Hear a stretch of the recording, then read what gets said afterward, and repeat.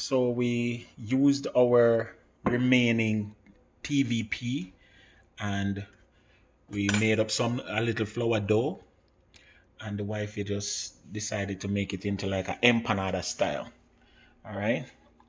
So this morning breakfast live we made stuffed plantain circles, coming out as balls. Leave me alone. And then after that we had some remaining, leftover stuffing, and so the wife decided to get creative. And let me show you guys what was the end result.